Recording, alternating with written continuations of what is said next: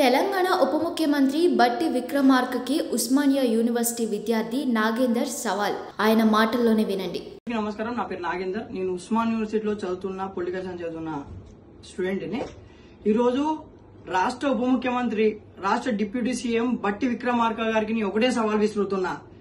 Sir Vikramarka గారు, మీరు రండి, యూనివర్సిటీకి మిమ్మల్ని మేము స్వాగతిస్తున్నాం.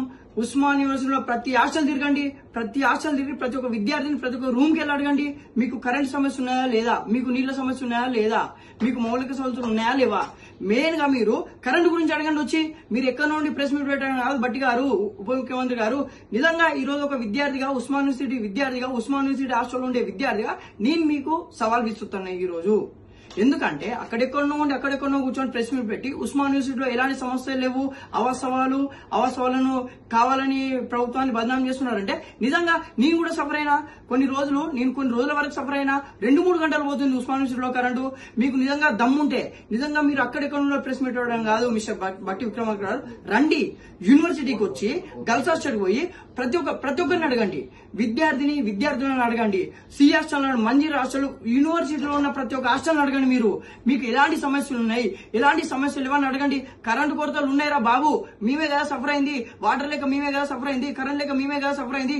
ఎక్కడ నుండి సోప్ డాప్ చేసుకొని అక్కడ ఇంటర్వ్యూలు ఇచ్చుడు కాదు, అక్కడ మీడియా పైన ముందు చెప్పుడు కాదు. ఇంకోటి అడుగుతున్నా, ఈరోజు బల్మూరు వెంకట అనే వ్యక్తి ఎక్కడ పడుకున్నాడు? బల్మూరు వెంకటు ఈరోజు విద్యార్థుల కోసం కొట్లాడుతున్న బల్మూరు వెంకటు ఎక్కడ పడుకున్నావు? మిస్టర్ బల్మూరు వెంకటు, ఈరోజు ఉస్మాన్ యూనివర్సిటీ విద్యార్థులు గుర్తుకొస్తలేరా?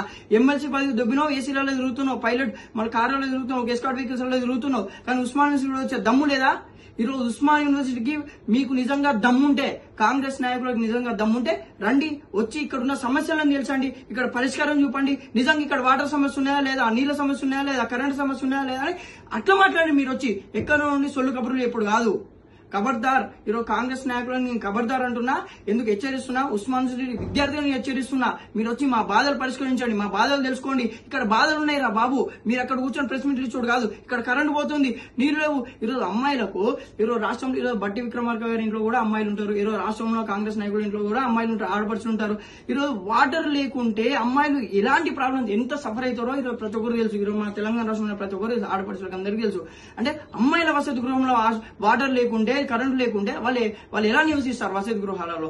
ఉస్మాన్ యూనివర్సిటీ సమీపంలో ఉన్న వసతి గృహాల్లో వాళ్ళు ఎలా నివసిస్తారు? మీరు ఎందుకు అలా తప్పుడు ప్రచారం చేయాల్సి వచ్చింది? అంటే ఈరోజు అమ్మాయిలు రోడ్డు మీదకి వచ్చి బైఠాయించి ఈరోజు నీటి సమస్య ఉన్నాయని చెప్పడం వాళ్ళు ఫేకా? అంటే వాళ్ళు మాట్లాడిందంత అబద్దమా? అంటే ఉస్మాన్ యూనివర్సిటీ విద్యార్థులు మీరు తప్పుదో పట్టిస్తున్నారు, ఉస్మాన్ యూనివర్సిటీ విద్యార్థులు మాట్లాడి మీరు తప్పని అంటున్నారు. ఖబర్దార్ కాంగ్రెస్ నాయకులారా, మీకు నిజంగా దమ్ముంటే రండి, యూనివర్సిటీకి వచ్చి యూనివర్సిటీలో సమస్యలు పరిష్కరించండి. ఇక్కడ కరెంట్ ఉన్నాయా లేదా, నీళ్లు ఉన్నాయా లేవని దాని గురించి మాట్లాడండి. ఎక్కడో సొల్లు కబుర్లు చెప్పుడు కాదు.